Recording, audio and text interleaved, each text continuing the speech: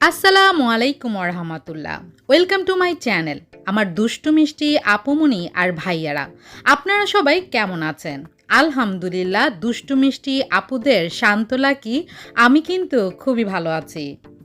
আজকে আপনাদেরকে নিয়ে চলে এসেছি সিলেটের একটি মেলাতে, ক্ষুদ্র ও কুটির শিল্প পণ্য মেলা 2021। মেলাটি ঘুরে ঘুরে আপনারা অনেক কিছু দেখতে পারবেন। আশা করি মেলাটি আপনাদের কাছে ভালো লাগবে। তবে মেলাতে আমাদের ফ্রাইডেতে যাওয়ার কথা ছিল, আমরা গিয়েছিলামও, কিন্তু ফ্রাইডেতে এত বেশি জ্যাম ছিল যে মেলার ভিতরে ঢুকার আর সাহস হয়নি। তাই আমরা আবার পরের দিন গিয়েছি, কারণ মেলা বলে কথা। মেলাতে হরেক রকমের সুন্দর সুন্দর জিনিস দেখতে যেমন ভালো লাগে, নিতেও কিন্তু অনেক বেশি ভালো লাগে।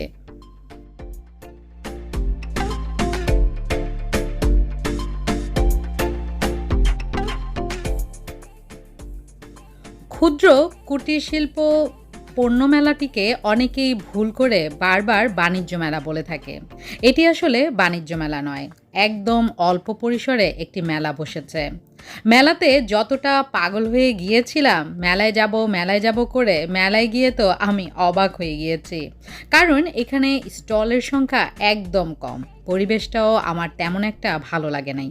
তাই একবার যাওয়ার পর আর দ্বিতীয়বার মনে হয় না যেতে ইচ্ছে করবে।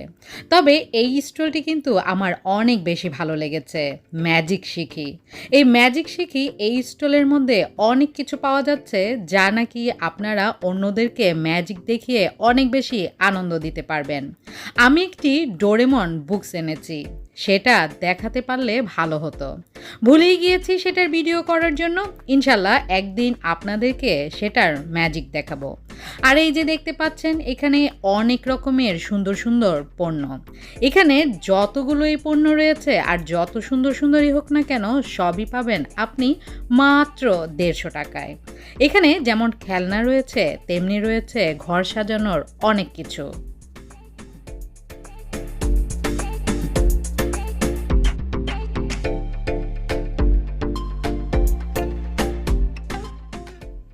সিলেট ক্ষুদ্র ও কুটির শিল্প পণ্য মেলাতে পণ্যের থেকে বেশি রয়েছে বাচ্চাদের জন্য এবং বড়দের জন্য সুন্দর সুন্দর রাইডসগুলো। আপনারা বাচ্চাদেরকে নিয়ে ঘুরে আসতে পারেন, তবে এখানে কেনাকাটা করার মতো তেমন কিছুই নেই।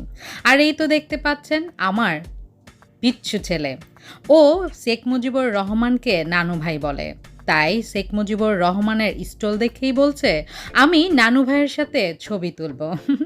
ছেলের আবদার বলে কথা।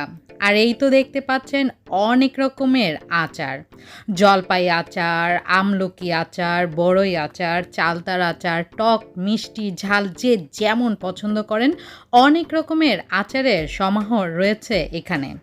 আচারগুলো ঢেকে রাখা হয়, তাই কিছুটা হলেও স্বাস্থ্যসম্মত, তবে অনেক বেশি নয়। যাদের হজম শক্তি মিডিয়াম তারাই খেতে পারেন এই আচারগুলো।